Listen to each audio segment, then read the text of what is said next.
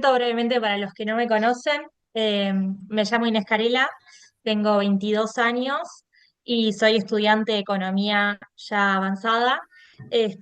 Bueno, nada, milito en la vertiente hace hará 5 años en Montevideo, integro la juventud y también la directiva nacional y la mesa ejecutiva.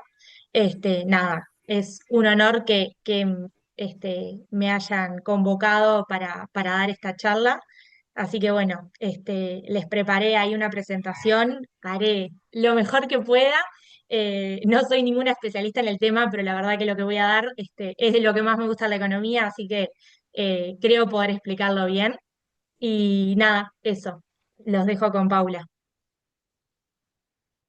Buenas compas, ¿cómo andan? Disculpen primero que demoré un poquito en conectarme. Vieron que el Zoom cuando se actualiza hace lo que quiere. Pero bueno, me presento, yo soy Paula Mañas, soy también estudiante de Ciencias Económicas en la UDELAR. Eh, ya estoy, digamos, entrando a casi el último año de la carrera, por suerte. Y bueno, también estoy militando en la vertiente artiguista hace un par de años. Bueno, en facultad también me desarrollo en lo que es la militancia estudiantil dentro del centro de estudiantes en el CCEA, que forma parte de la FEU. Y bueno, los dejo con Inés y después comentaremos desde mi lado la parte de desigualdad y pobreza, que es la que me toca hablar. Estoy solicitando para poder compartir pantalla y mostrarles la presentación. Ahí, perfecto, ya me deja. Voy a poner para presentar. Bueno, nada, como les decía, acá Inés Carela, voy a estar presentándoles un poco sobre el mercado de trabajo, algunos índices y bueno, un poco después de lo que está pasando hoy en día en Uruguay, tanto lo que se viene como algunos números de la actualidad. Bueno, primero que nada, algunos indicadores básicos para comentarles para que todos estemos más o menos en el mismo nivel. Cuando hablamos de la población económicamente activa, nos estamos refiriendo a las personas que tienen el deseo de trabajar, tanto que estén trabajando como que no estén trabajando. Se les pregunta a las personas si actualmente tienen el deseo de trabajar y ahí se las incluyen dentro de la población que se los considera económicamente activa. Y luego, dentro de esa población económicamente activa, tenemos la población en edad de trabajar, que se consideran que son las personas que tienen 14 años o más. 14 años en realidad se dice para Uruguay. Cada país define a qué edad se considera que una persona ya puede trabajar, sea o no sea con la autorización de sus padres, pero que ya está en edad de poder trabajar. 14 años o más, más hasta los 300 años si es necesario. No hay tope hacia arriba. Bueno, después los ocupados son los que conocemos, las personas que tienen empleo y los desocupados son las personas que buscan empleo y no lo tienen. Y los inactivos son las personas que no buscan empleo. A ver, ahí. Bueno, de estos indicadores clave les voy a dar algunos números de Uruguay. Les traje dos fechas, no les traje un histórico para que no sea muy largo. Tomé el año 2019 para tomar en base a cuando el Frente Amplio dejó el gobierno y bueno, diciembre de 2024, los números actualizados un tiempito antes de que el Frente Amplio volviera al gobierno. En el año 2019, nuestra tasa de actividad, que recuerdo son las personas que quieren trabajar, tengan o no tengan trabajo, era un 62,2% y hoy en día, en diciembre de 2024, pero no es un número que cambie considerablemente en unos meses, es de 64,6%. Como pueden ver, en realidad no es un número que ha cambiado mucho, sí ha crecido, pero un 2% en un 65 casi no es un cambio significativo que podamos decir que hay muchas personas que están buscando empleo. Entre paréntesis le dejé las fórmulas, cómo se calculan por si a alguien le interesa, pero la verdad que no voy a entrar en detalles matemáticos. Luego el empleo, para el año 2019. estaba en un 56,7%, o sea, un poquito más de la mitad de la población tenía empleo, y hoy en día estamos en un 59,8%. De vuelta, volvimos a mejorar. Recuerdo, estas son dos fotos, dos imágenes. Yo no estoy mostrando qué pasó en el medio. Nosotros, por ejemplo, ahora que vemos eh, el índice de desempleo, que en 2019 estaba casi en un 9% y hoy en día está en un 7,4%, nosotros sabemos que, por ejemplo, en los años de pandemia este número se disparó mucho, pero bueno, si comparamos cómo dejamos el gobierno a cómo lo agarramos, también tenemos un menor índice de desempleo. A grandes rasgos vemos que los números mejoraron sin ver lo que pasó en el medio, pero que los números están un poco mejor a cómo dejamos el gobierno hace 5 años. Bueno, acá van algunos conceptos como un poco básicos para seguir estando todos al mismo nivel y después poder analizar la situación actual del país. Es que el trabajo puede ser tanto formal, precario como informal. Informal es lo que se conoce como trabajo negro, mal llamado trabajo negro.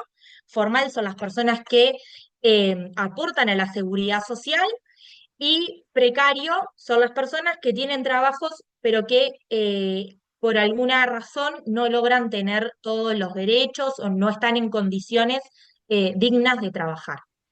Después tenemos el trabajo asalariado o autónomo, que el asalariado es en relación de dependencia, y el autónomo es cuando uno es su propio jefe, como se lo suele llamar. Y luego tenemos público-privado, una clasificación que en general es conocida por todos. Eh, un dato de Uruguay es que una de cada 4 personas son trabajadores informales. Es alrededor de un 25% de personas no aportan a la seguridad social. ¿Eso qué significa? Bueno, que no tienen derechos básicos de los trabajadores, tanto puede ser como licencias, como seguro de desempleo, hasta otros derechos en otras áreas que no es tanto económico, como FONASA, como el derecho a una salud.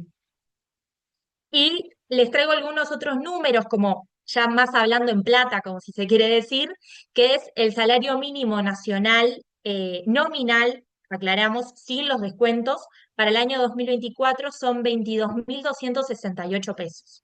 Pero en realidad, si esto se ve, es un número como bastante, el salario mínimo es un número, como si se quiere decir, como poner una norma, porque en realidad el ingreso medio per cápita en Uruguay son 32.087 pesos, o sea, la gente en promedio gana un poco más que el salario mínimo.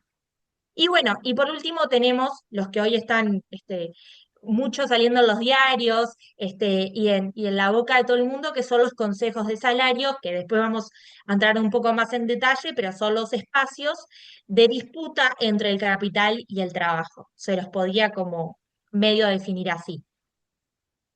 Acá les traigo una gráfica que salió hoy en la diaria, publicada por una consultora llamada Etcétera, que saca de la fuente de la encuesta continua de hogares, que es una de las encuestas que el Instituto Nacional de Estadística utiliza para elaborar Y ciertos el índices perro.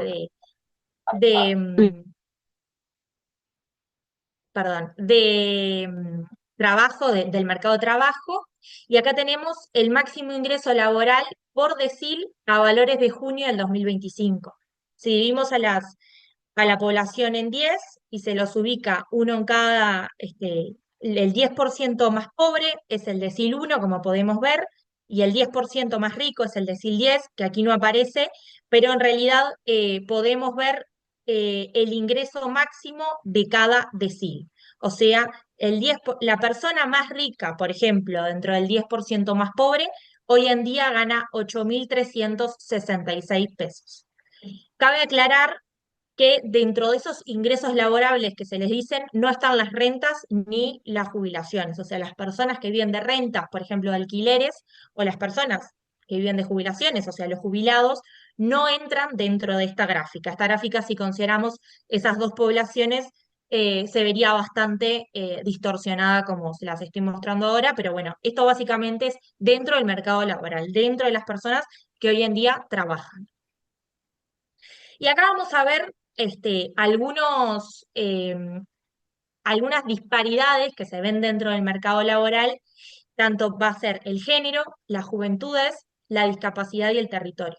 No, hoy en día no podemos hablar de una cifra del mercado laboral, por ejemplo, la tasa de actividad en general, porque dentro de mujeres y hombres es distinta, dentro de jóvenes y adultos es distinta, en los distintos territorios, en los distintos departamentos, sabemos que también es distinta. Entonces, me interesa como focalizar un poco adentro para que vean, para analizar bien cuál es la situación del país hoy y a qué población tenemos que atender dentro del mercado laboral y hacia dónde tienen que estar dirigidas, por ende, las políticas públicas que como gobierno desarrollamos.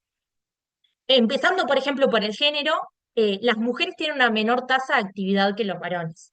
Eso significa que las mujeres reportan querer trabajar, necesitar trabajo, tanto lo tengan como no lo tengan, pero que quieran hacerlo, menos que los hombres. Los hombres son un 68% y las mujeres es un 56%. En ese sentido, la brecha salarial, lo que todos conocemos de que las mujeres ganamos menos que los varones para el mismo trabajo, las mismas responsabilidades, en este caso la brecha salarial es de un 22%. Las mujeres ganan casi un cuarto menos que los varones. Esto en realidad, si vemos el número desagregado entre el sector privado y el sector público, nosotros sabemos que dentro del Estado ninguna mujer debería de ganar menos que un varón, porque es por ley, pero en realidad sí esto pasa.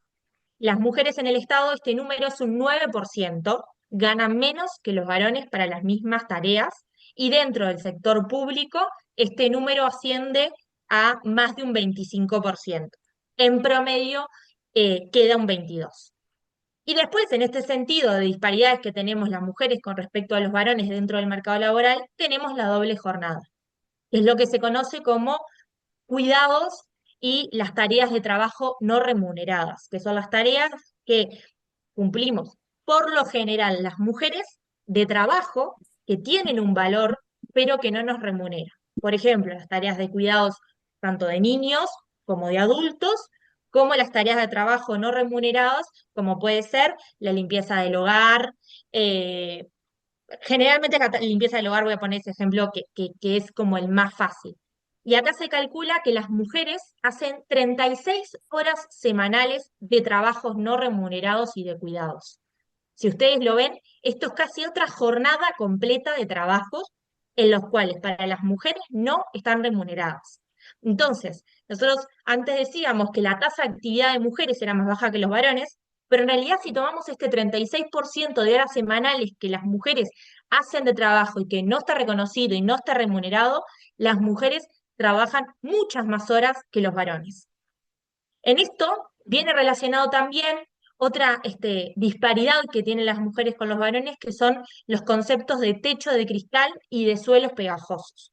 El de techo de cristal es un poco más reconocido, que es que las mujeres dentro del mercado laboral no logramos llegar a los lugares de altos rangos, de dirección, como si se le quisiese decir, porque tenemos un techo imaginario que nos detiene, un techo que no se ve a simple vista, porque no hay ninguna norma que diga que una mujer hoy en día no puede ser directora, presidenta de una empresa, pero al fin y al cabo termina sucediendo. Es un techo que es invisible. Y lo mismo los suelos pegajosos. ¿Qué son los suelos pegajosos? Dentro de una pirámide, dentro de una empresa, las mujeres siempre se quedan en los niveles más bajos porque por X o por Y razón no se las promueve para ascender o no se las elige, y eso hace que los pisos de la escala de jerarquías las terminen absorbiendo y es como que se dicen que están pegadas a esos pisos.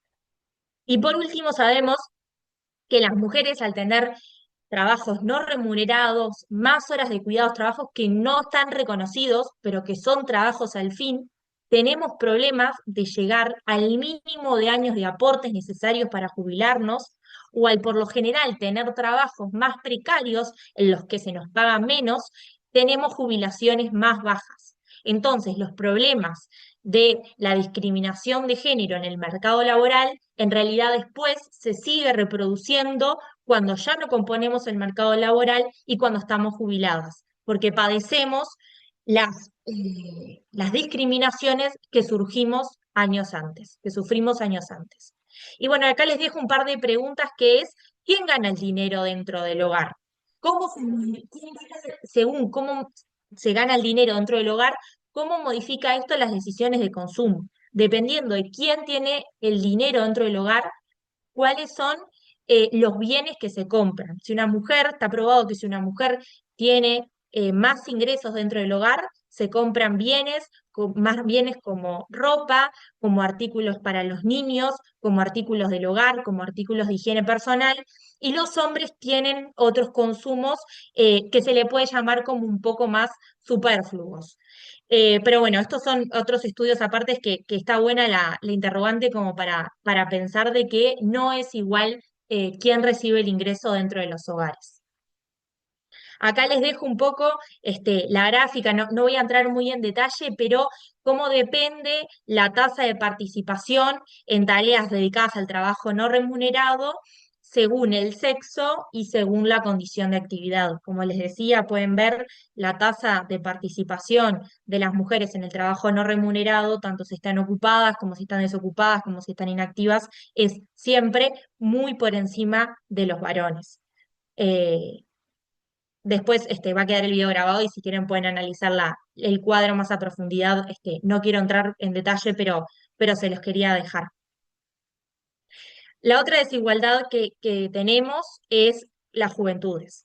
De vuelta sabemos que los jóvenes se nos hace mucho más difícil conseguir trabajo que a un adulto, y en este caso voy a empezar de los puntos de abajo para arriba, por los méritos que nos exigen para conseguir trabajo. Nos exigen tener experiencia cuando somos muy chicos y si nunca conseguimos experiencia, nunca vamos a poder trabajar. Se nos exigen cosas totalmente impensadas, son trabajos mucho más precarios, mucho más informales, con alta rotación. Eso nos implica que nunca podemos, por ejemplo, llegar a ascender dentro de una empresa porque siempre estamos en trabajos que se rota mucho, como por ejemplo las pasantías, que son un arma de doble filo, porque las pasantías hacen que logremos en muchos casos tener nuestra primera experiencia laboral, pero son trabajos que no son a largo plazo, entonces no nos genera una estabilidad como para, por ejemplo, poder pensar en independizarnos, en algo tan básico como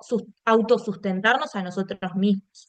Y esto viene relacionado también con que el desempleo en los jóvenes triplica al de los adultos. Si hoy en día vemos que el desempleo es bastante alto en comparación con otros países parecidos a Uruguay, el desempleo en los jóvenes triplica al de los adultos. Es abismal la diferencia que hay.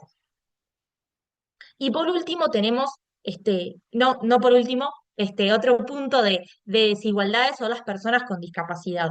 En una encuesta del INE del 2016, que la verdad que está bastante desactualizada, y me hubiese gustado tener un número más actualizado el día de hoy, aproximadamente el 15% de la población tiene alguna discapacidad.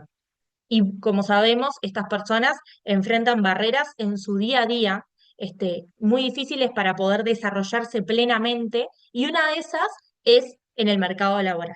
Las personas enfrentan baja participación laboral, la tasa de empleo ronda en el 30%, cuando recordamos que las personas que no tienen una discapacidad rondaban el 60%. Esto genera que haya una altísima inactividad, que fuera del mercado laboral, por falta de accesibilidad, por estigmas o por desincentivos, estas personas quedan totalmente apartadas cuando en la mayor parte de los casos no hay una justificación real.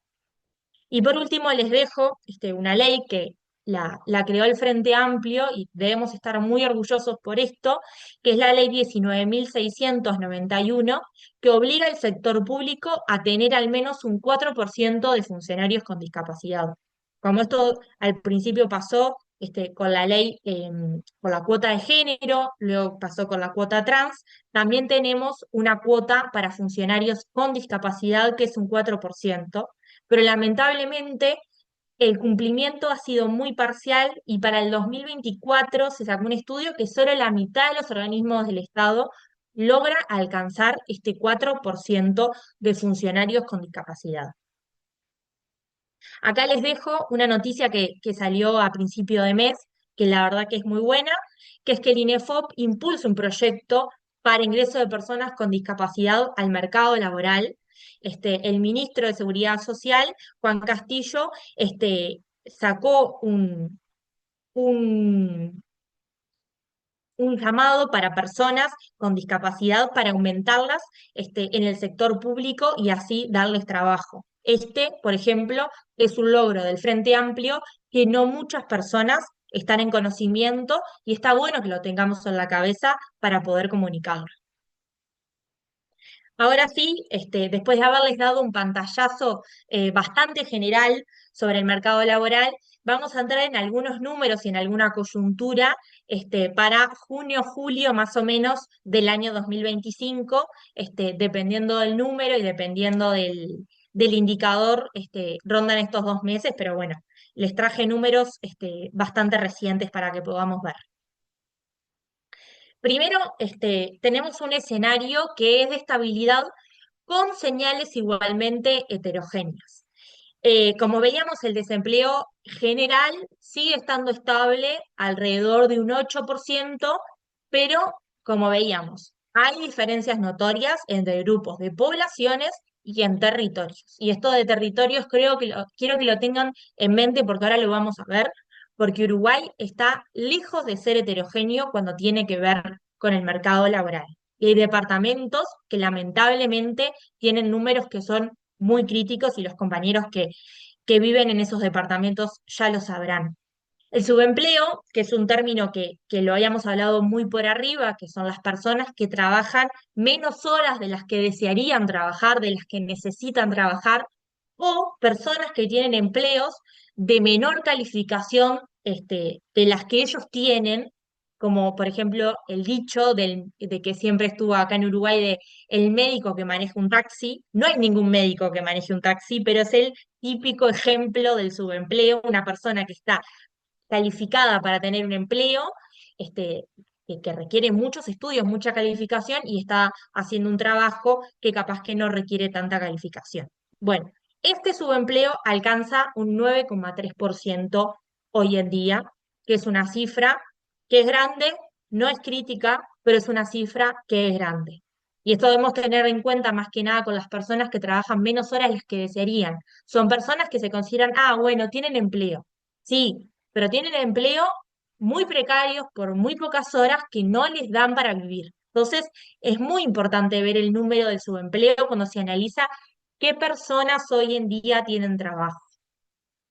Después tenemos de vuelta el número de las personas que trabajan formalmente, que son las personas que realizan aportes a la seguridad social, es decir, están en situación de informalidad, que tienen derechos laborales, es el 21,6% no tiene derechos laborales, no está cubierto. 1 de cada 5 uruguayos no tiene derechos laborales, no tiene FONASA, no tiene aguinaldo, no tiene salario vacacional, no tiene un montón de derechos que son fundamentales y básicos y por los que los trabajadores hemos luchado tantos y tantos años. Y bueno, el empleo crece levemente desde el mes de marzo, o sea, desde que el Frente Amplio podríamos decir que asumió, pero muchos nuevos puestos de trabajo están en sectores con condiciones laborales muy débiles. Entonces, crece el empleo, pero ¿en qué condiciones esas nuevas personas tienen trabajo? Es una cosa que también tenemos que analizar. Viendo de vuelta a los jóvenes, vemos que la tasa de desempleo, como les decía, siempre en los jóvenes es mucho más alta que en los adultos, es un 24%. 1 de cada 4 jóvenes que está buscando trabajo no lo logra conseguir. Y esto es importante para el INE, para el Instituto Nacional de Estadística. Los jóvenes son las personas que tienen entre 14 y 24 años aproximadamente. Acá les dejé yo una gráfica de cómo se fue comportando este índice de desempleo desde el 2005, desde que el Frente Amplio ganó el gobierno, hasta el 2023, que es la fecha más actualizada que tenemos, y como ven, siempre estuvo mucho más alto que la población en general, nunca logró bajar de un 15%, que es una cifra altísima, altísima. Eh, y bueno, si vemos a los jóvenes, que son los que están en el sector más crítico, y si vemos a las mujeres, que siempre son las menos atendidas, las más desaventajadas en todos los sectores de la vida, las mujeres jóvenes del quintil más bajo, o sea, las mujeres jóvenes más pobres, el desempleo en esta población supera el 30%.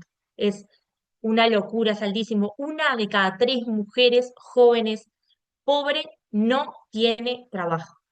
Y lo está buscando, no es que no lo esté buscando, lo está buscando y no lo logra conseguir. Esta es a la población que el Frente Amplio tiene que atender y tiene que hacer más foco, porque muchas de estas mujeres son madres solteras que al fin y al cabo, no teniendo hijos, estamos también perjudicando a la generación que viene, a la nueva generación que están haciendo y que en el contexto en el que nace, en el que vive sus primeros años de vida, sabemos que es fundamental para desarrollarse como un ser humano. Entonces, es a estas mujeres jóvenes, pobres, a las que tenemos que enfocarnos en darles políticas de empleo. Y bueno, la brecha de género de vuelta en los jóvenes sigue siendo muy alta. La brecha de género en conseguir trabajo es de 9,4% en mujeres y 6,9% en varones. Y ahora, si vemos el comercio electrónico, las nuevas tecnologías, que es lo que está surgiendo en nuestra nueva era, me olvidé de comentarles, yo trabajo en Uruguay Innova, entonces estoy dentro de este nuevo impulso a la innovación en la tecnología que está impulsando este gobierno. Y si vemos, no solo el Frente Amplio va en este sentido, sino que el mercado de trabajo en general va hacia la economía digital, hacia las nuevas tecnologías. El empleo electrónico y la economía digital creció un 229% del 2020. Esto ayudó mucho en la pandemia, pero en realidad como país, como sociedad, como el mundo, venimos en la tendencia a tener empleos cada vez más enfocados a lo digital. Y es lo que se viene hoy en día. Actualmente el 7% de las vacantes laborales están vinculadas al comercio electrónico y a las tecnologías.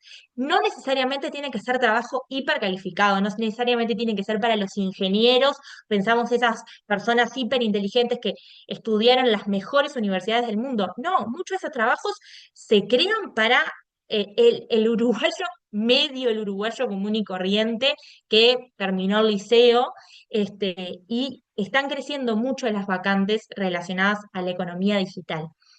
El Ministerio de Trabajo estima que más de 6.000 vacantes se van a crear en comercios en la economía digital para este año 2025.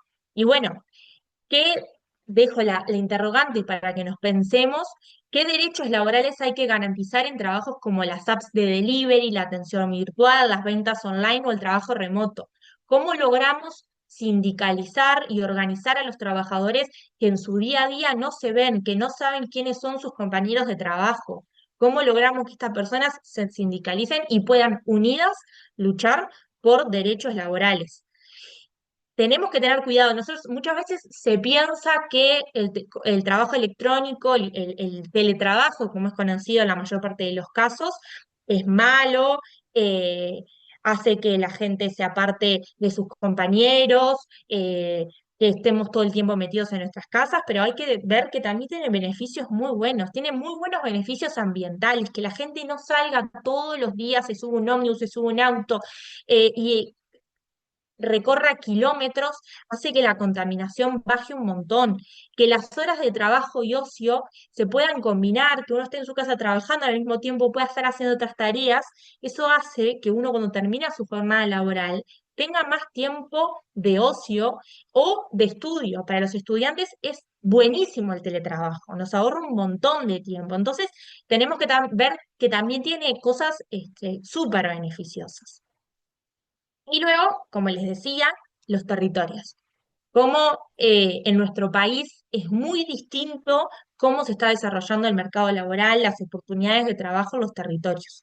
Acá les dejo los tres peores departamentos que en nuestro país tenemos con respecto al desempleo, que son 33, Artigas y Rivera. El desempleo supera del 14 al 16%, mientras que en Montevideo ronda en el 7%. Tenemos disparidades del doble, o sea, en algunos departamentos tenemos el doble de desempleo que en Montevideo. Es la verdad que una locura, y eso, en esos departamentos donde también el gobierno tiene que poner el foco.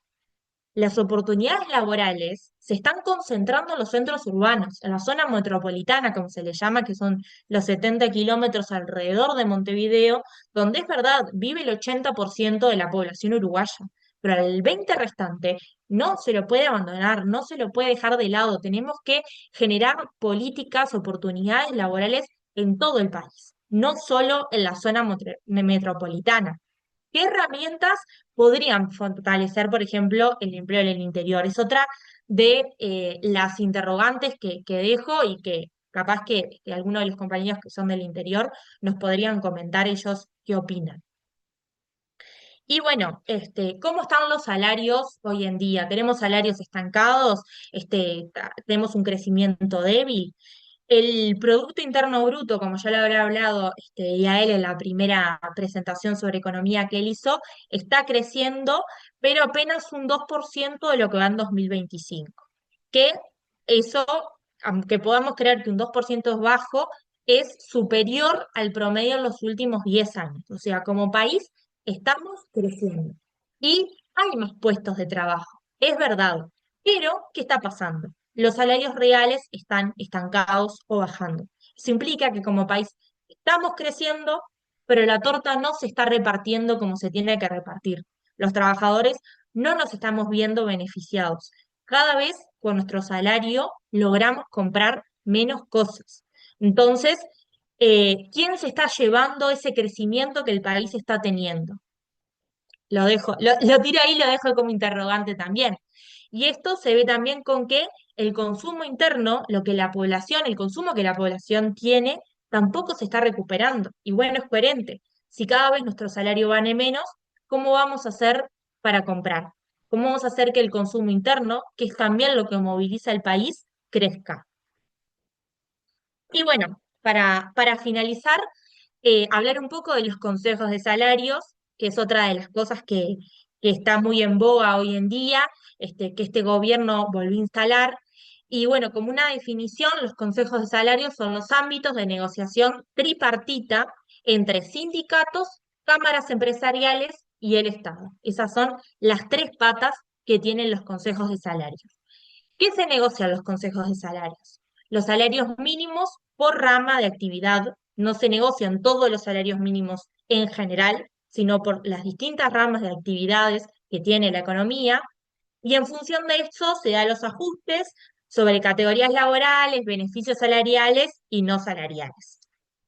Solo tiene que ver con una parte de los trabajadores, que sabemos que ese 21% de trabajadores informales que tenemos no entran dentro de los consejos de salarios. Es otro de los derechos que los trabajadores informales no tienen. No tienen un sindicato, una unión de trabajadores que luche por sus derechos, que luche por sus aumentos, para así mejorar su nivel de vida.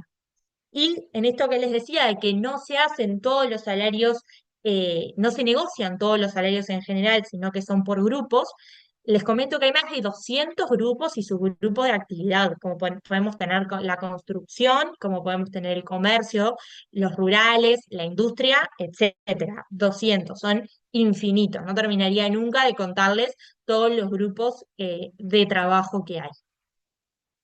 Y bueno, este año, 2025, tras en 2024 haber quedado la negociación trancada, se vuelve a llamar a unos nuevos consejos de salario.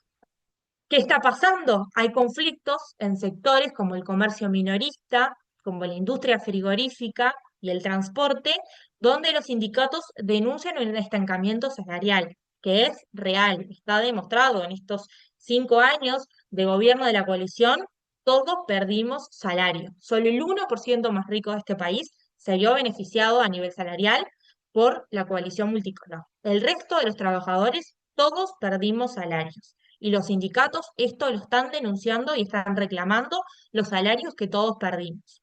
El Ministerio de Trabajo y Seguridad Social presentó una propuesta como una de las tres patas de esta mesa que se sienta, diciendo que los salarios se deben de actualizar por la inflación más un correctivo, o sea, la inflación de este año más un correctivo por toda la pérdida de salario real que tuvimos en los años anteriores, en los años que nos gobernó la coalición multicolor, haciendo foco, favoreciendo a las personas con ingresos más bajos, que son las personas, se considera que ganan menos de 38.951 pesos nominales, sin descuentos.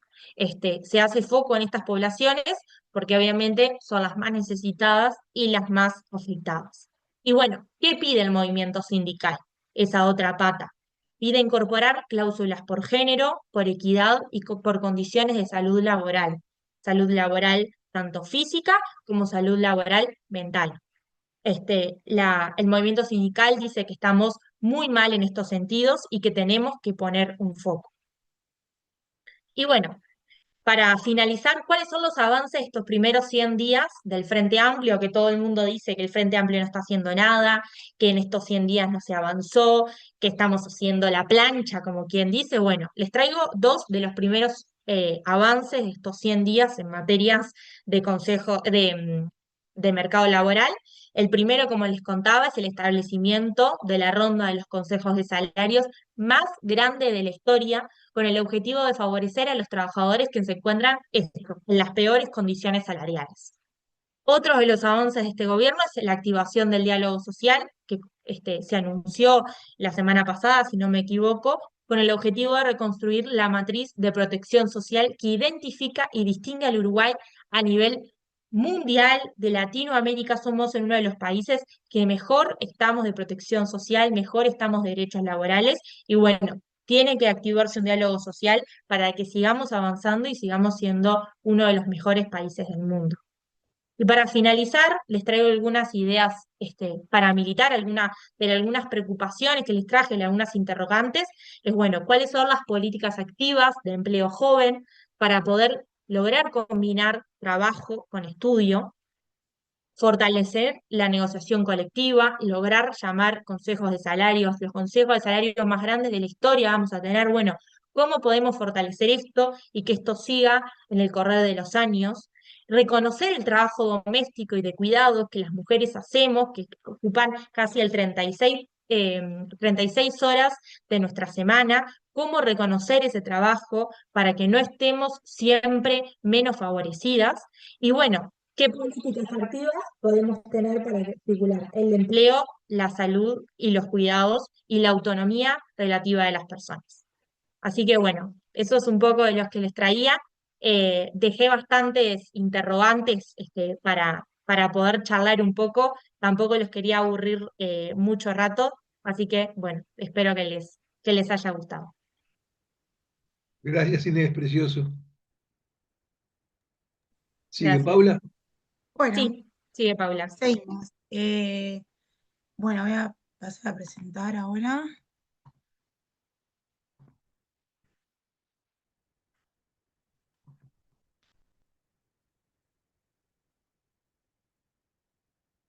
¿Se ve bien? Perfecto. Perfecto, bien. Bueno, a mí me tocó la parte de desigualdad pobreza, ¿no? ¿Qué tema?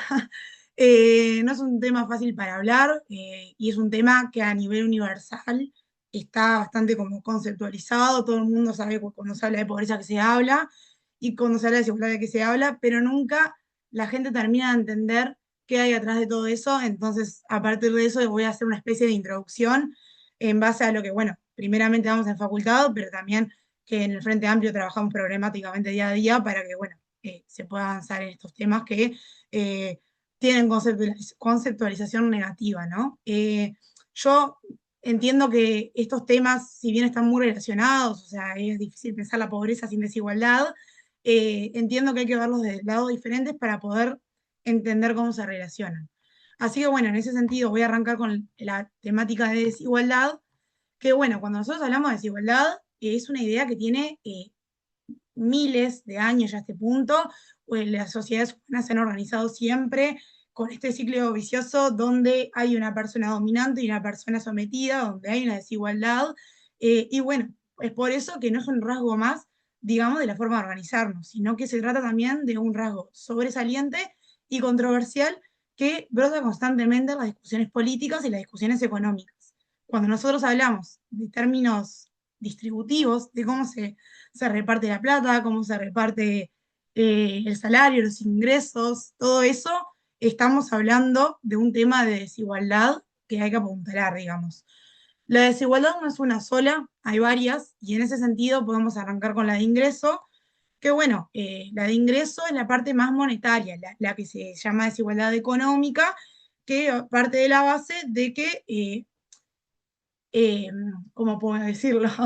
Que hay una desigualdad en el bienestar material, que hay una desigualdad en la felicidad de las personas. Nosotros los economistas observamos mucho que para medir si una persona es feliz o no, usamos el bienestar y eso se traduce en utilidad, que tanto nos sirve tener algo y no.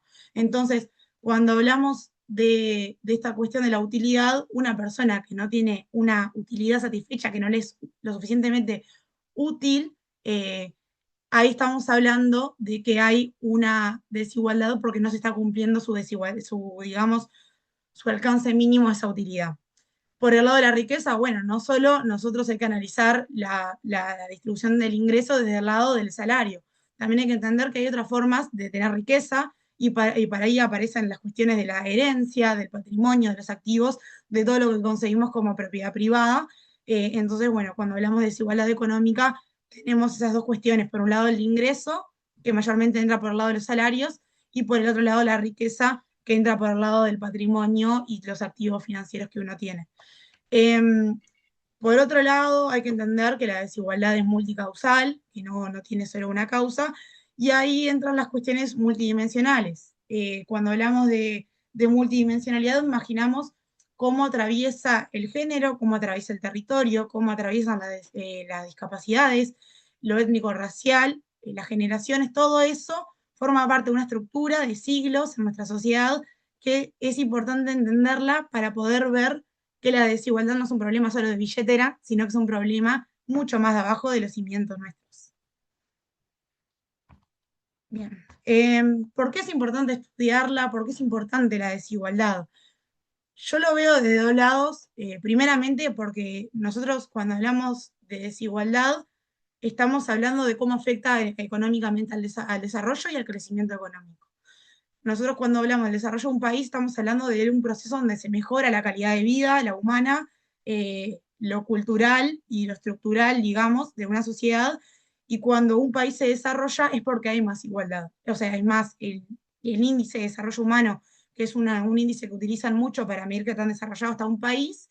El índice de desigualdad es algo importante. Entonces, mientras más desigualdad, menos desarrollado está un país. Y también porque hay que entender que desde el lado del crecimiento económico, crecer no es solo suficiente. Hay que crecer y hay que distribuir. Y hoy en día se está más que comprobado que la desigualdad es ineficiente para el crecimiento económico. Por otro lado, es interesante verlo como frente amplistas, como gente de la política, porque nos interpela tanto la desigualdad. Y en ese sentido, nosotros, como Frente Amplio, con una visión digamos, estatista, donde nos importa que el Estado sea promotor de derechos, que genere la igualdad, que genere la justicia social, que genere la libertad, la desigualdad es una idea que va en contra de la izquierda totalmente, ¿no? Entonces, y ahí va no solo lo monetario, sino lo que hablé también de lo multidimensional, para nosotros como izquierda nos interpela un montón cómo afecta la desigualdad en la sociedad. Entonces, pensando las brechas, en las diferencias que tienen las personas, nosotros con las banderas de la libertad y de la igualdad que tanto hablamos, es importante entenderla que políticamente es algo que tiene que estar en la conversación. Mismo, hablando tal vez de la rama más dura de la economía frente amplista, Danilo Astori siempre decía que la desigualdad no se soluciona cobrando impuestos o haciendo transferencias. Hay un tema estructural y cultural que va mucho más allá de eso. Acá quería hacerle una presentación media rápida sobre la cuestión ganadores-perdedores, porque a lo largo de la historia uruguaya, o al menos en los últimos años, que es lo que quiero intentar mostrar acá, han habido ganadores y perdedores. Porque en Uruguay crecemos, pero no distribuimos tanto como pensamos. Si bien hay una idea y es una realidad, porque está más que demostrado que en periodos frendamplistas se ha reducido, digamos, la brecha en lo que es desigualdad salarial o desigualdad de ingresos, eh, sigue habiendo un trabajo muy arduo que hacer en lo que es la comparación de cómo crece el país y qué tanto de ese crecimiento genera el país va para la gente que produce ese crecimiento, esa gente que trabaja, que aporta al sistema productivo. Entonces, bueno, también hay que cuestionarse bastante qué tanta plata de nuestro crecimiento económico termina siendo para los uruguayos y no para otros destinos. En Uruguay, nosotros tenemos varias maneras de ver la desigualdad, con la encuesta continuada de hogares, el índice de Gini, lo más conocido, que el índice de Gini nos muestra en un rango de 0 a 1 qué tan, digamos, desigual es el país, o sea, que, en términos de ingresos, donde 0 podría ser que todos tenemos la misma cantidad de plata, digamos, de activos, y el 1, que una persona concentra todo. Entonces el Gini se distribuye de esa forma. Después, bueno, el MIDES, la CEPAL, el PNUD, todos esos utilizan aparte el llamado índice de pobreza multidimensional, que recién Uruguay, a partir de febrero de 2025, empezó a implementarlo, y a partir de eso se pueden hacer análisis de la desigualdad de forma multidimensional. Y bueno, el Banco Mundial y la OCDE, entre otros organismos, siempre hace análisis comparativos entre países, y ahí incluye el nuestro, de datos de desigualdad desde los ingresos. Hablando de las desigualdades multidimensionales, las desigualdades multidimensionales en la economía nosotros las llamamos como horizontales. ¿Por qué? Porque, bueno, las verticales refieren a ricos a pobres, es una relación directa de arriba a abajo, y lo horizontal tal vez podemos observar una situación donde tal vez, y ya arranco con el tema del género, una mujer no tiene problemas a lo que se refiere de bolsillo, pero sí tiene problemas a la hora de hablar de laburo, de trabajo no remunerado, de participación política, etcétera. Arrancando por el tema del género, y ella bien habló del tema laboral, de la brecha salarial que presentan las mujeres acá en Uruguay, que si bien es más grande en el privado que en el público, igual sigue siendo bastante impresionante, a pesar de todas las políticas que se han intentado impulsar. También la desigual inserción que ha habido entre mujeres y hombres. No es lo mismo para una mujer que tiene menos tiempo por las cuestiones de los cuidados, de la maternidad, de las tareas domésticas, ingresar al mercado laboral que los hombres. Ya de por sí ahí hay una desigualdad que se genera entre esta cuestión del género, sumado que las mujeres cuando acceden al mercado laboral terminan accediendo a trabajos con salarios más bajos y a trabajos más precarios. Sumado a eso que en economía se dice que las mujeres son costosas de contratar, y eso se refiere a que la famosa pregunta, ¿vos te vas a embarazar cuando vayas a entrar a trabajar? Porque para mí como empresa es un costo que vos te embaraces. Todos esos discursos apelan directamente a la desigualdad de género. En lo que es trabajo no remunerado, que hace poco es reconocido, las mujeres tienen toda una rama nueva que no, en realidad no es nueva, pero para la academia sí, de trabajo que viven llevando años y años de cuidados, de maternidad, de tareas domésticas, y que terminan siendo una carga más en términos de tiempo, cuando el Estado, y nosotros en clave frente amplista lo tenemos que pensar, nos debería importar cómo lograr que esta brecha se disminuya y cómo el Estado puede aportar en ese rol de disminuirlo. Y ahí tenemos, bueno, todo lo que es el sistema de cuidados que queda mucho para trabajar, ¿no? Bueno, participación política ni hablar, ¿no? No hemos tenido una sola mujer presidenta, arranquemos por ahí, no hemos tenido y no hemos llegado a tener un 50% en las cámaras parlamentarias, no llegamos a tener un sistema paritario en lo que es política. Y no solo hablando política partidaria, en lo que es gubernamental. También nos pasa como Frente Amplio, y siempre estamos haciendo crítica de ello, que los espacios de decisión y de representación mayormente los ocupan los varones más que las mujeres, entonces eso es algo también para trabajar a futuro. En lo que es salud y belleza como costos impuestos. ¿A qué me refiero con costos impuestos? Que siempre dicen que las mujeres tenemos gustos más caros o que termina saliendo más caro ser mujer, cuando en realidad es algo que nos imponen constantemente. Primero, hay una cuestión biológica de la salud. La mujer tiene que asumir un costo de lo reproductivo y con ende va todo lo que es la higiene menstrual y también el costo reproductivo que muchas veces las mujeres terminan teniendo que asumir con la prevención del embarazo mediante el uso anticonceptivo. Todo eso lleva un costo aparte que los varones no asumen tanto, si bien el uso del preservativo es como una idea dentro de la salud que sí asumen tal vez los varones, no se equipara al costo sexual y reproductivo que tienen las mujeres.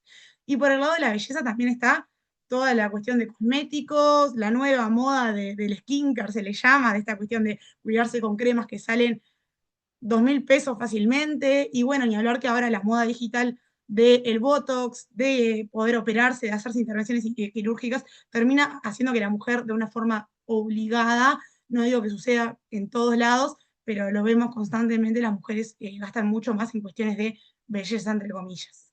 Y por último, bueno, la autonomía y las relaciones de poder, bien es sabido que las mujeres terminan teniendo un rol dominado en lo que son los ámbitos políticos, en el hogar, en el ámbito laboral, entre el mismo también amigos. eh, y bueno, eso también es algo para repensar cómo nosotros nos comunicamos y cómo nos relacionamos. En lo que es desigualdad de generaciones. Básicamente, los mayores problemas siempre las terminan enfrentando las infancias, las juventudes y la vejez. Primero la infancia, porque la infancia es la más vulnerada, porque es la que no tiene ni voz ni voto, se le diría así. No hay nadie que los pueda representar y son los que terminan siendo los más vulnerados porque siempre se sabe que la infancia no termina siendo la más prioritaria a la hora de hablar de políticas, porque al fin y al cabo, como los niños no votan, no es algo que la política tal vez tenga tanto interés a veces en generar. Si bien y por suerte se está bastante hablando del tema de la pobreza infantil, que voy a hablar más adelante de eso, no, nos cuesta mucho aún poder entender al niño como una persona autónoma y una persona que básicamente tiene que tener derechos. Después, bueno, en el ámbito de juventud ni hablar, y por eso también puse un poco este gráfico de ingreso laboral por edad, se ve que las juventudes en términos materiales son las más afectadas por temas laborales, o sea, los jóvenes acceden a los trabajos más precarios en sus inicios, no tienen acceso a la vivienda de una forma tan fácil, lo cual les cuesta mucho el derecho a independizarse. Y bueno, ni hablar todo lo que es la transición a la profesionalización. Los jóvenes les cuesta mucho, tanto a nivel laboral como a nivel educativo, poder seguir avanzando acá en Uruguay. Y después, bueno, en lo que es la parte de la vejez, está el llamado efecto desecho a lo productivo. Yo todo lo que es viejo lo desecho, se le dice. Entonces, la política o a veces la economía no toma en cuenta a las personas más viejas por el simple hecho de que ya no les sirve productivamente. Y no solo eso, sino que también les usurpan de alguna forma la autonomía a poder tener decisiones económicas. Ni después no podemos no hablar de las cuestiones de salud que enfrentan las personas mayores, de los problemas de desigualdad digital, donde el mundo cada vez se vuelve más tecnológico y el avance de las tecnologías es cada vez más grande. Sin embargo, no logramos que las generaciones más viejas, si se quiere, terminen de poder acoplarse a ese nuevo mundo y terminan siendo aisladas, ¿no? O sea, podemos hablar fácilmente de los trámites en línea, que hay personas que apenas tienen computadora, y ni hablar del manejo de esas computadoras, que no es tan fácil en la edad más adulta que como es en las juventudes.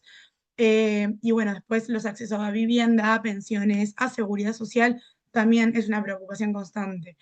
Acá en la gráfica que quise mostrar, si bien se ve que tal vez la vejez es la que tiene también menor ingreso laboral, lo bueno que nos ampara a nosotros, a diferencia de Colombia, para hacer una comparación con otro país, es que Uruguay tiene un sistema jubilatorio, a diferencia de Colombia, que terminan trabajando hasta que se mueren, básicamente.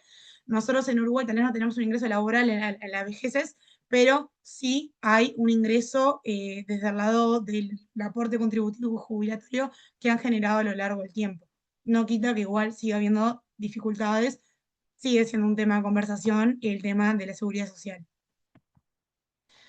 En temas territoriales, yo la verdad que haría dos focos. Primeramente, el latinoamericano, porque ya de por sí estar viviendo en el continente más desigual del mundo nos hace desiguales. O sea, somos un país subdesarrollado y somos un continente subdesarrollado, por lo cual no nos debería extrañar que haya un problema de territorio. Nosotros ya sabemos, y esto lo podemos analizar históricamente, que nosotros arrancamos la carrera 200 metros antes que los países desarrollados y por, bueno, puede tomar cada uno su valoración, la mía es por culpa de ellos mismos.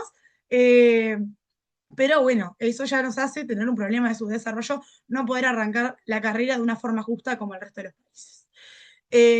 Los países desarrollados me refiero por las dudas a Europa, Estados Unidos, ¿no? Y algunos países de Asia. En lo que es ya el enfoque uruguayo, primero hay un problema de concentración gigante en Montevideo y el área metropolitana.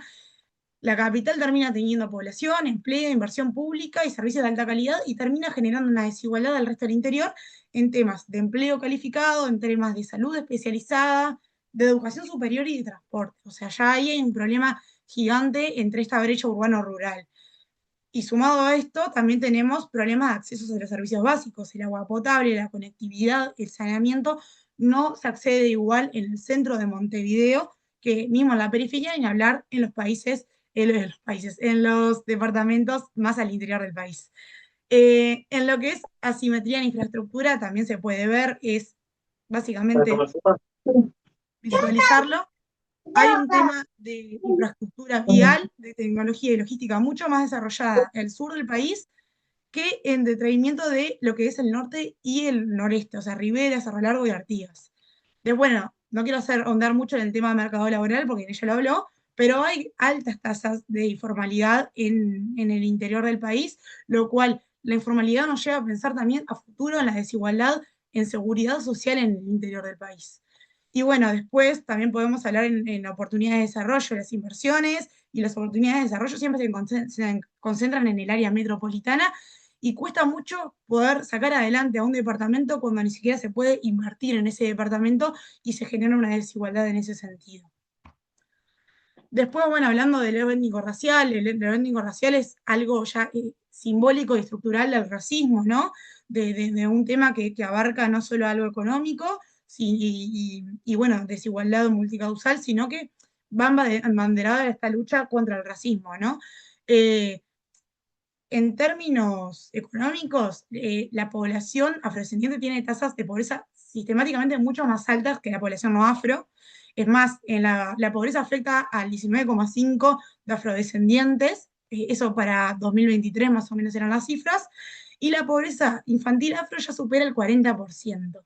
Entonces, ya de por sí se identifica un problema a nivel económico, pero también hay un problema en menor acceso y menor permanencia a la educación media y terciaria. Si hablamos de educación terciaria, menos del 6% de las personas afro logran culminar la educación terciaria frente a un 15% de hogares no afro.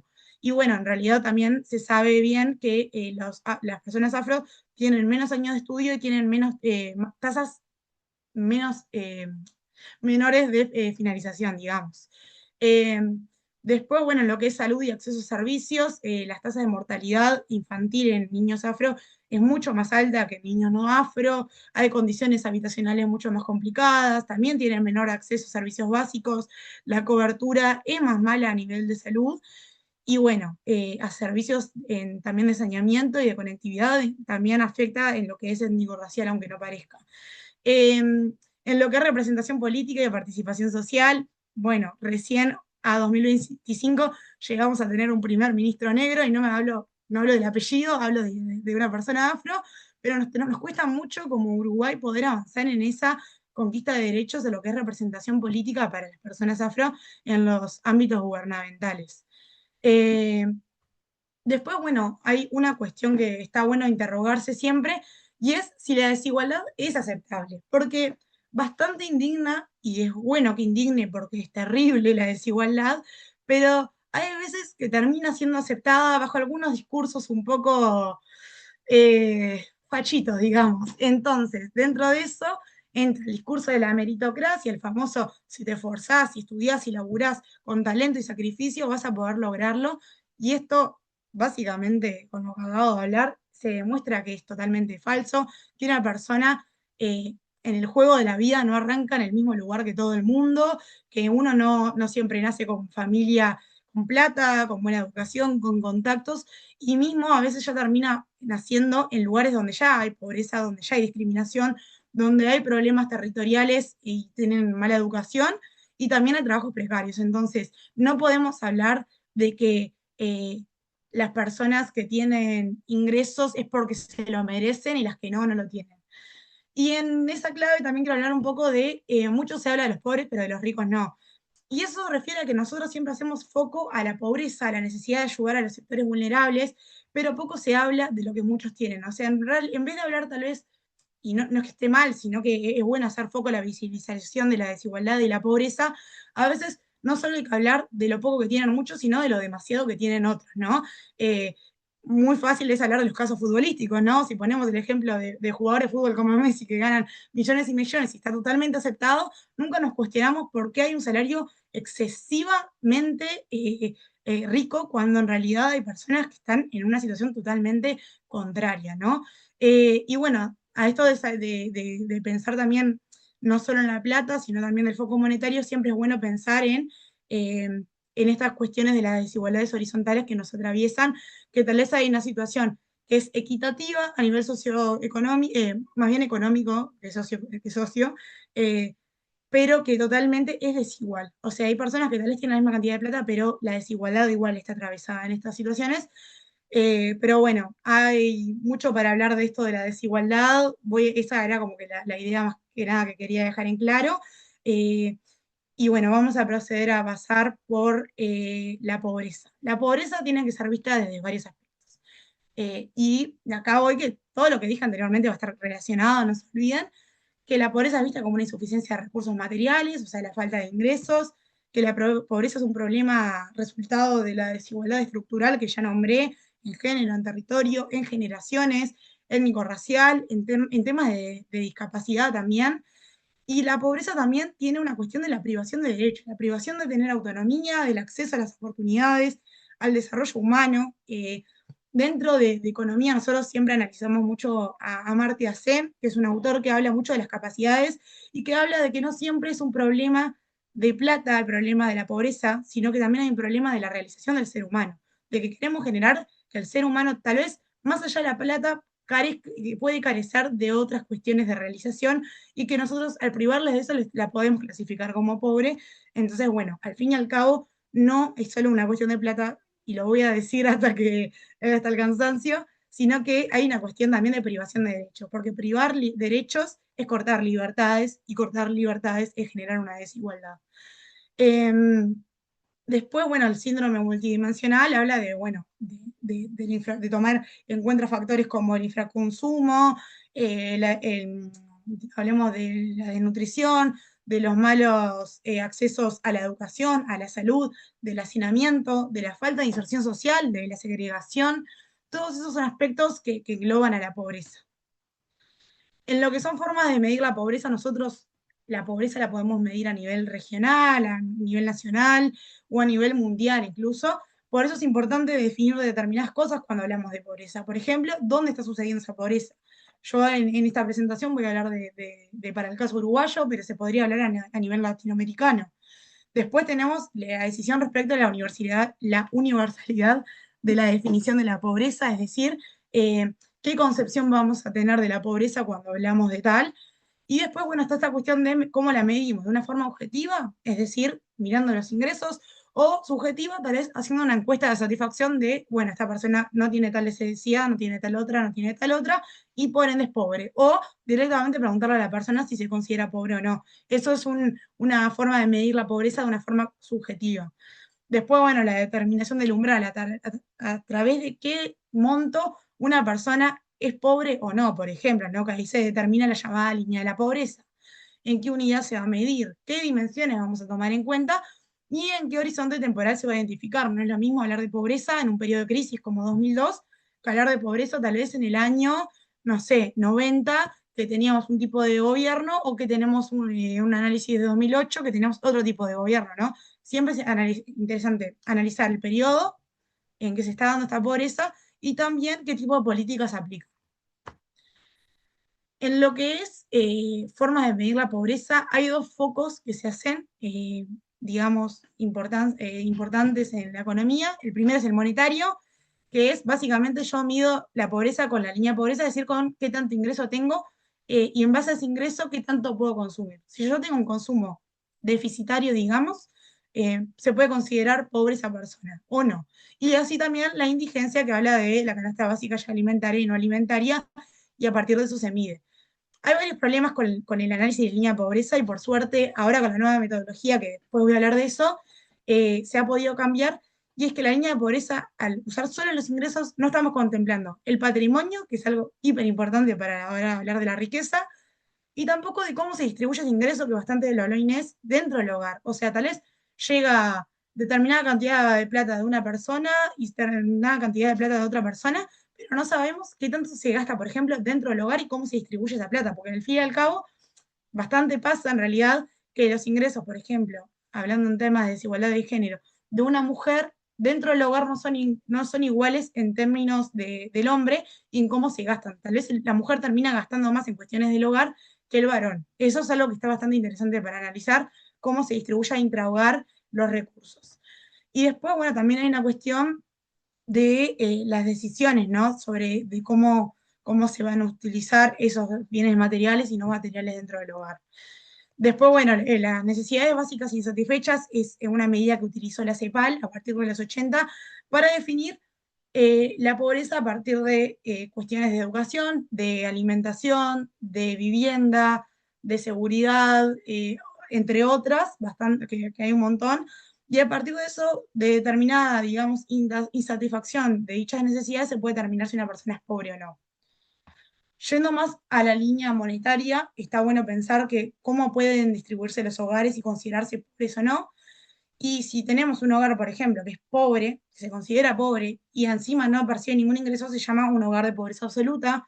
Cuando hablamos de un hogar que tal vez no se considera pobre, pero tampoco tiene ingresos, se habla de una pobreza invisible, y de ahí entra mucho el caso de las mujeres, que tal vez no perciben ingresos, pero como las mantiene el hombre, digamos, en esa relación patriarcal, terminan teniendo una pobreza invisible. También está el caso de una persona o un hogar más bien que es pobre, pero sí percibe ingresos, que se llama de autonomía relativa, porque en realidad tal vez sí tienen plata, pero no la suficiente para poder tener una autonomía económica.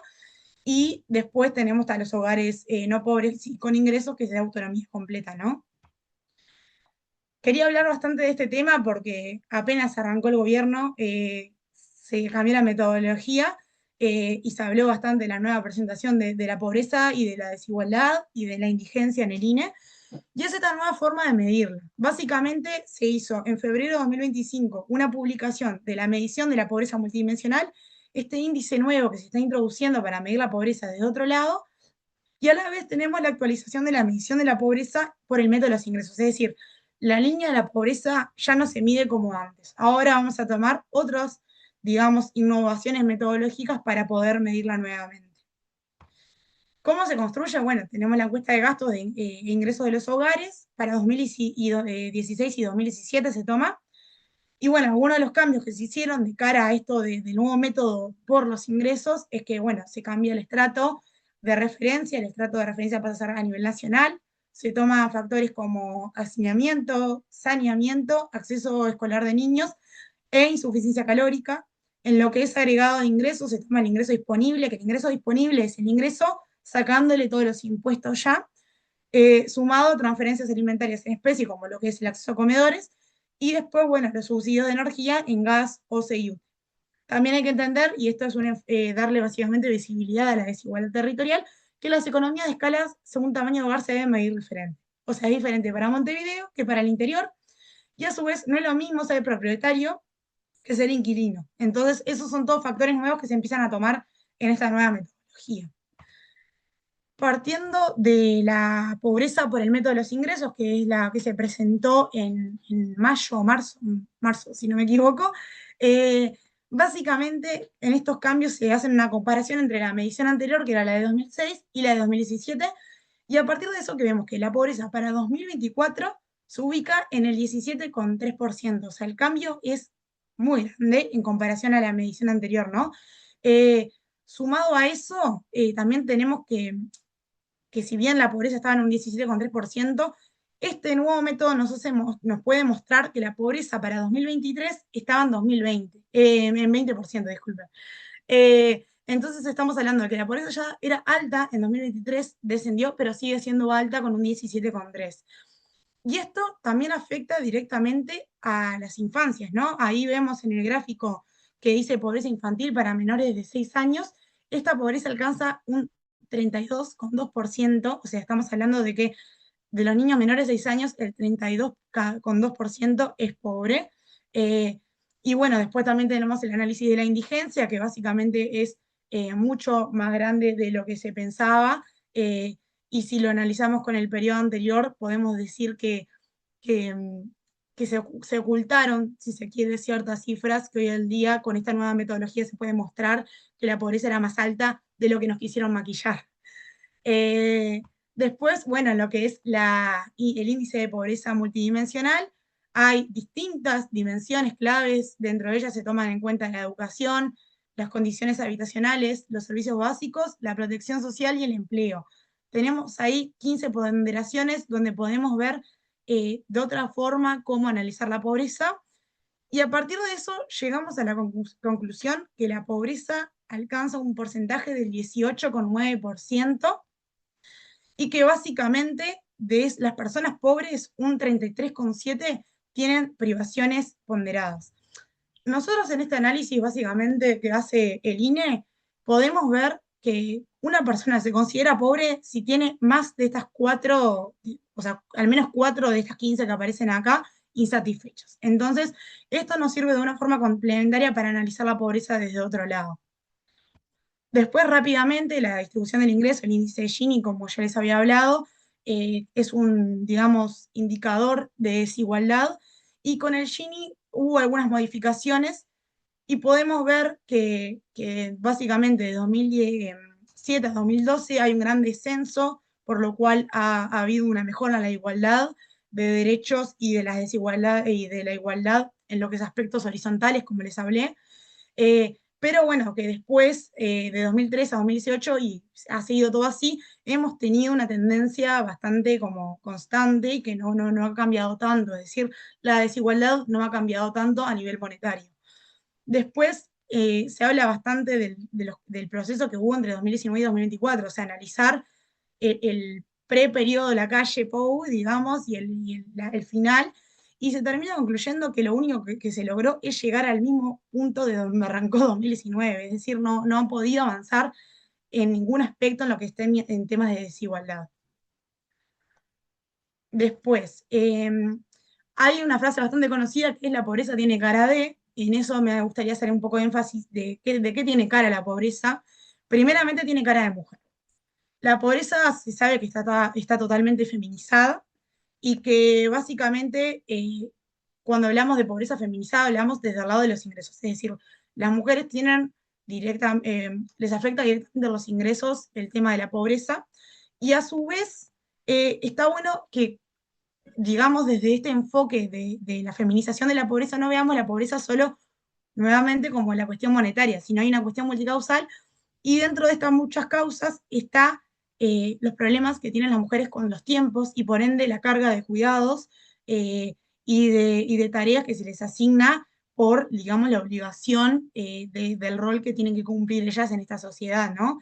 Es bastante interesante observar que en estos aspectos la perspectiva de género nos muestra que la probabilidad de ser pobre no se distribuye al azar en la población, sino que afecta en algunas cuestiones, como, bueno, lo que hablé de inserción desigual en el mercado laboral, o sea, todas estas cuestiones de que las mujeres acceden menos al mercado laboral, que hay techos de cristal, que hay suelos pegajosos, cuestiones que Inés ya estuvo explicando, cuestiones del tiempo, a mí me interesa bastante unos datos que sacaron desde el IECON con Verónica Amarante, que ella hablaba de la cantidad de horas que la mujer le dedica al hogar y el varón también que le dedica al hogar, según si están solteros, casados, casados con hijos o que tienen un hogar monoparental, digamos, o sea, que tienen hijos pero no están con pareja.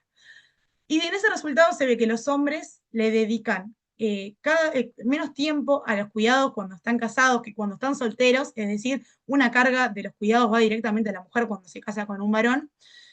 Y después cuando están casados con hijos, el varón dedica 21 horas a los cuidados, mientras que la mujer dedica 50 horas a los cuidados.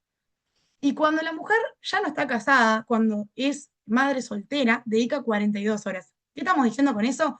Que la mujer tiene que dedicar un montón de horas no solo a los hijos y al hogar, sino a la pareja. Y o sea, termina siendo una carga en tiempo y en temas de tareas domésticas, la pareja, en términos, digamos, heteronormativos, ¿no? Eh, Después, bueno, también hay otras cuestiones como el acceso efectivo a la igualdad de derechos, que ya estuve hablando de la cuestión de la participación política de las mujeres, y bueno, el menor control sobre recursos materiales y no materiales, o sea, qué tantas decisiones pueden tomar las mujeres en cuanto a los recursos materiales y no materiales que tienen en su hogar. Después, bueno, la pobreza también tiene cara de niño, ¿no? Hay un informe que hizo la UNICEF el año pasado que determinó que en Uruguay aproximadamente 1 de cada 5 niños, niñas y adolescentes viven en hogares que están bajo la línea de pobreza. Esto tiene diversos factores. El primero es que, bueno, que los hogares tienen bajos ingresos laborales en el hogar. O sea, ¿a qué me refiero con eso? Que si bien el 85% de los hogares pobres tienen ingresos, son todos muy bajos. Estamos hablando de que esos hogares perciben menos de 13.700 pesos aproximadamente. Después, bueno, las tasas de informalidad son muy altas en los hogares donde hay niños, niñas y adolescentes pobres. El 71% de los trabajadores pobres están en la informalidad y no tienen acceso a la seguridad, lo cual genera una situación de vulnerabilidad frente al niño y a la niña y a los adolescentes que viven en ese hogar, digamos. Después, bueno, hay una dificultad para conciliar trabajo y cuidados, es decir, en los hogares monomarentales, que suelen ser los hogares donde hay jefaturas, digamos, femeninas, los hogares en esa situación tienen mucha carga de tarea de cuidados, lo cual limita poder tener tiempo para hacer trabajo remunerado y por ende acceder a ingresos que mejoren ese hogar. Después, bueno, hay una insuficiencia en lo que es transferencias monetarias. O sea, si bien tenemos asignaciones familiares, la tarjeta Uruguay Social no es suficiente. O sea, estas tarjetas y estas asignaciones solo representan un 15% del ingreso de estos hogares que si bien permiten hacer a los pobres un poco menos pobres, sigue generando una necesidad de las familias en términos de ingresos. Después, bueno, hay un acceso muy limitado a servicios de cuidado y de alimentación, o sea, los comedores escolares y los centros de cuidado no llegan a todos los niños y adolescentes pobres, lo cual impacta directamente en su nutrición y en la posibilidad de las madres de poder trabajar también, porque el tema alimentario termina siendo un tema de cuidado, ¿no? En condiciones habitacionales, un alto porcentaje de niños pobres termina viviendo en viviendas con carencias estructurales de hacinamiento y que no tienen acceso a servicios básicos. Y después, bueno, hay un problema de segregación territorial y educativa, es decir, los niños que viven en las periferias, los niños que viven en el interior, tienen menos acceso a estos servicios y a estas oportunidades, y los niños de estos barrios terminan asistiendo a centros educativos con otros niños pobres y terminan, digamos, reproduciéndose ciertas desigualdades. Eh, en lo que es bajo nivel educativo, bueno, solo el 40% de los adultos en hogares pobres completaron la educación básica. Acá hablamos, cuando hablamos de educación básica, hablamos también de la profesionalización, de que las personas puedan tener acceso a trabajo más calificado, o sea, que puedan formarse, y 40% de estos hogares que apenas pudieron llegar a la educación básica no van a poder desarrollarse a nivel laboral porque es muy complicado con un nivel educativo tan bajo, digamos. En lo que es la falta de acceso a pensión alimentaria, bueno, los hogares monoparentales pobres, menos de la mitad reciben pensión alimentaria, lo cual debilita más aún su economía de lo que ya está. Dentro de todas estas cuestiones que estuvimos hablando, me gustaría traer esta frase que es bastante eh, nueva en la coyuntura y que, bueno, el Eternauta nos ha dejado, que es esto de nadie se salva solo, ¿no? Que nosotros, como Frente Amplista, como personas de izquierda, tenemos este rol de volver a trabajar en lo colectivo, de volver a creer en que estas cuestiones de las desigualdades y de las pobrezas son unas cuestiones no individuales, sino que nos interpelan a todos y que las sociedades que las reproducen en sí mismos tienen también la responsabilidad de poder sacar adelante, eh, digamos, un Uruguay más colectivo y más unido y más empático también en estos temas, ¿no?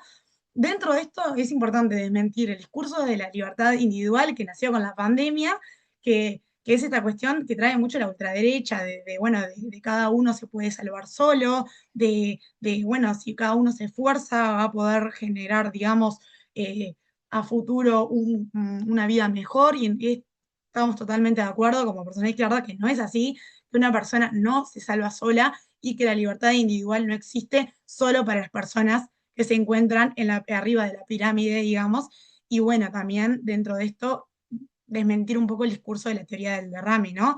De que las personas de más arriba no van a terminar, digamos, beneficiando a los más abajo, ¿no? Los famosos Maya Oro, pues no van a nunca ayudar a que estas personas que están en situación de vulnerabilidad, en situaciones de desigualdad y de pobreza, vayan a salir adelante, ¿no? Eh, Mucho también se muestra a veces con las famosas caridades que hacen personas como, bueno, Loli Ponce de León, ya bien las conocemos, que básicamente voy, me saco una foto con un pobre, le doy tal vez una comida por el día, pero no resuelvo el problema de fondo. Es interesante observar que la pobreza no se resuelve de forma inmediata poniendo una curita, sino que es necesario que esa herida la podamos curar entre todas y todos.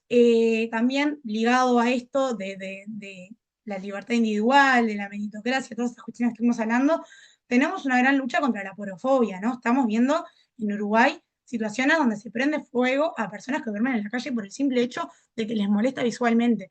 No puede suceder que al ojo humano le pueda molestar la pobreza y la única forma de taparla es hacerla desaparecer de la vista. No podemos hacer eso, tenemos que eliminar los prejuicios, la estigmatización que se hace en nuestra sociedad, dejar de lado la exclusión y la marginalidad que se le generan a estas personas, todos estos discursos de que son peligrosos, de que son personas que no, tienen, que no se lo merecen, que el pobre es pobre porque quiere, todos esos discursos nosotros tenemos un trabajo muy grande que es poder desmentirlos y poder salir día a día con nuestros discursos políticos a poder hablar y sacar a fuego, a realidad todo lo que atraviesa una desigualdad, todo lo que atraviesan estas personas en situación de vulnerabilidad. Y al fin y al cabo, esto nos habla de un Uruguay más colectivo, de apuntar a un Uruguay más empático, a un Uruguay que se organice socialmente, que teja redes, que volvamos a hablar el uno con el otro. Que el Frente Amplio haya sacado, por ejemplo, digamos, el proyecto del FAT Escucha, fue un gran avance en ese sentido. Me parece que escuchar a la gente, empatizar con ella y poder generar redes es una necesidad y que nosotros como uruguayos no podemos dejar ya de mirar a los costados y fingir que no está pasando nada cuando tenemos grandes problemas en los que son protección social, las desigualdades, la pobreza, entre otros. Bueno, básicamente la desigualdad y pobreza tienen alguna forma de respuesta, ¿no? Se habla de las políticas públicas como la forma de solución a esto, ¿no? Dentro de estas políticas públicas tenemos dos que siempre han existido en Uruguay. Las asistencialistas, que es esta cuestión del Estado como héroe, como me pongo la capa, de voy a ayudar a los pobres, que en realidad terminan haciendo proyecciones a, digamos, programas donde no logran tapar, digamos, la herida de la desigualdad y la pobreza, sino que logran que la persona sea un poco menos pobre, que siga siendo desigual y que no vayamos al problema de raíz. Las políticas igualitaristas, que es a lo que está apuntando el Frente Amplio últimamente, es eliminar las brechas de la desigualdad y hablar de la desigualdad como un cambio estructural, que es hacia ello hacia donde tenemos que ir. Dentro de lo que son políticas redistributivas, que son, digamos, las más grandes en lo que hablamos de desigualdad o las que tienen más visibilización, eh, está primero las redistribuciones progresivas, que cuando hablamos de eso hablamos de que el Estado o las políticas públicas transfieren desde los sectores más altos de la sociedad los ingresos hacia los sectores con menores. Entonces, ¿ahí qué hacemos nosotros? Bueno, hay vasta cantidad de políticas de transferencias sociales a los pobres, tenemos también subsidios públicos gratuitos, tenemos esta cuestión de poner un impuesto directamente a los ricos. Bueno, ha sido de gran discusión esta cuestión de el 1% a los ricos. Los invito a leer bastante de ese tema, está bastante interesante lo que plantean distintos economistas, como yo he escuchado bastante a Joan Vilá, a Mauricio de Rosa, también lo que plantea el gobierno como Gabriel Odone, como lo plantea Gustavo Viñales. Hay bastantes lecturas en distintos diarios, como por ejemplo La Diaria o Seminario Brecha, que hacen, digamos, digamos, un conjunto de opiniones que está bueno para leer sobre qué tanto nos cambia como sociedad poder cobrarle un impuesto a los ricos de un 1%. Todo esto partiendo de la base de que se ha hecho hace poco un informe de que hemos tenido un ingreso de nuevos ricos en lo que es la gente que tiene $1 millón para arriba en Uruguay, y a partir de esto el cuestionamiento a, bueno, tal vez ya estamos en un entorno, en una situación donde podemos poner este impuesto, o tal vez siempre lo tuvimos, pero nunca se habló, ¿no? Después, bueno, yendo de vuelta al tema de la PPT, tal vez me fui un poco de las ramas, está la cuestión de la redistribución regresiva. Estamos hablando de recursos que se terminan transfiriendo de una forma directa o indirecta desde los sectores más pobres a los sectores más ricos o poderosos. ¿Cómo sucede eso? Con impuestos al consumo, exonerando a las grandes empresas, con sistemas tributarios poco progresivos. Yendo ya más al final y viendo qué ha hecho el Frente Amplio en los últimos años o desde cómo nos hemos parado en lo que es programático, y acá saqué algunas cosas de las bases programáticas, es que el Frente dice, bueno, las políticas activas y la protección social deben estar presentes para combatir la pobreza y las desigualdades estructurales. O sea, tenemos que tomar en cuenta la fragmentación que hay territorialmente, que hay en la niñez y en su situación de pobreza, en el género, en lo étnico-racial, entre otras. Sumado a eso también está el incremento en la mejora salarial, en el empleo, en la capacitación y en los emprendimientos y subsidios, o sea, apuntar a un incremento de los mínimos y de la participación de la masa salarial en el PBI, o sea, hacer políticas activas que ayuden a los trabajadores a tener, primero a los que ya de por sí no trabajan en la búsqueda de trabajo y darles más inserción laboral, digamos, en lo que es capacitación, reconversión de trabajadores, apoyos a emprendimientos, etcétera. O sea, tenemos un trabajo muy grande que hacer en ese sentido, no solo mejorando salarios, sino la calidad de los trabajadores en términos de derechos, pero también en términos de profesionalización. Siempre es importante apuntar a un Uruguay con profesionales, con gente que esté capacitada y que pueda aportarle al desarrollo humano de nuestro país. Y bueno, después también tenemos lo que son transferencias y gasto público enfocado en hogares pobres. O sea, empecemos a hablar de cómo, eh, digamos, empecemos a hacer esas transferencias a las poblaciones que son más vulnerables, a las poblaciones que más lo están necesitando, y eso es combinando el corto plazo con el largo plazo. ¿Y a qué me refiero con eso? Alivianando de forma inmediata tal vez lo monetario y solucionando lo estructural, que obviamente eso nos lleva más que los 5 años de gobierno que pueden existir, sino que hay que solucionar lo estructural como gobierno. Punto. Es como algo que el Estado se tiene que embanderar y no hay otra forma de solucionar las estructuras de la desigualdad si no es trabajándolas años y años. Después, en lo que es reforma tributaria progresiva, básicamente se está planteando en las bases programáticas bajar más el impuesto al consumo, o sea, lo que estábamos hablando como política regresiva en términos redistributivos, y aumentar más a la renta, más al capital, y eso ya afecta en las cuestiones de los ingresos, y ya es un impuesto más progresivo que apunta a las formas de hacia dónde va la plata en Uruguay y cómo se distribuye. Eh, Esto no quiero hacer autobomba al gobierno, pero me parece que está bueno destacar eh, que, bueno, el equipo de Yamandu Orsi ya se ha empezado a poner las pilas, a mover los engranajes para trabajar en estos 100 días de gobierno. Ya hemos visto que se ha iniciado, bueno, hacia la reglamentación de la ley de infancia y adolescencia, que se está elaborando un nuevo plan de cuidados que tiene foco en la primera infancia y también en los adultos mayores. También tenemos esta cuestión de la brecha educativa en los materiales de los niños y niñas en situación más vulnerable, y con esta creación del bono volver de las vacaciones se logra acortar un poco más la brecha entre estos niños y niñas que no tienen tanto acceso a los materiales. Después está la expansión de becas Butía para estudiantes de educación media, que aumentan de 10.000 a 25.000, o sea, haciendo una mayor inversión en toda la historia del Uruguay en términos de adolescencias. O sea, cuando nosotros hablamos de educación, porque en Uruguay tenemos un gran problema de que no están terminando nuestros gurises la secundaria y que no están pudiendo eh, continuar sus estudios, ni profesionalizarse, ni poder tener una calidad de vida mejor. Entonces, nosotros de esta forma, o sea, yo creo que el gobierno apunta a esto como un incentivo en inversión de educación y en las adolescencias para que se puedan seguir avanzando en su formación. Después, bueno, todos hemos visto lo que ha sido estos últimos fríos que han sido terribles, que se ha podido anticipar el plan invierno, que se han podido abrir nuevos locales, que se han generado más cupos, mejor calidad y mayor acompañamiento. Esto ha sido obviamente una cuestión de alivio inmediato, como hablé, no resuelve el problema estructural, pero sí nos ha generado una buena respuesta, porque básicamente se ha generado una red interinstitucional entre presidencia, entre los ministerios, entre organizaciones que han logrado aportar a que estos fríos no terminen afectando tanto como podíamos pensar.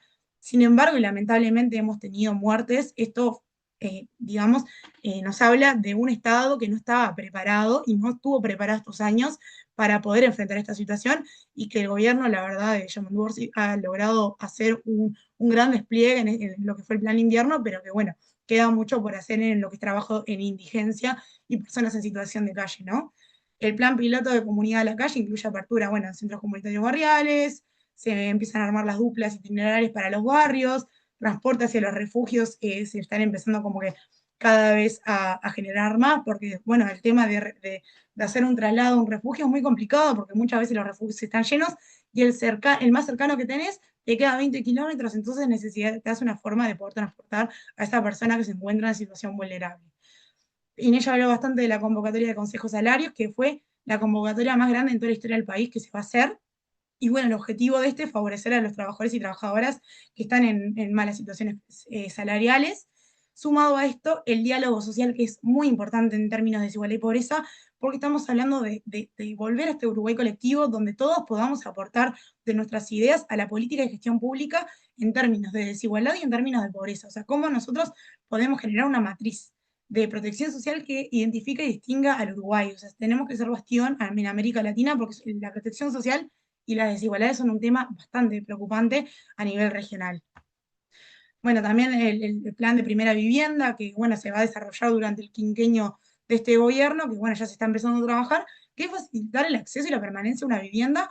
Y esto, si bien tiene un foco muy importante en las personas que son pobres, porque hay más capacidad de pago mensual, estamos aumentando la cantidad de ahorro previo, podemos también generar más facilidad del crédito, todo eso, estamos generando también que los jóvenes puedan independizarse y darle una libertad de autonomía más temprana de la que tienen, porque la vivienda para los jóvenes es un tema muy preocupante acá en Uruguay. Cuesta mucho que los jóvenes se puedan independizar, digamos, y cuesta mucho que con los salarios tan bajos y trabajos tan precarios que tienen, puedan hacerlo a una edad temprana.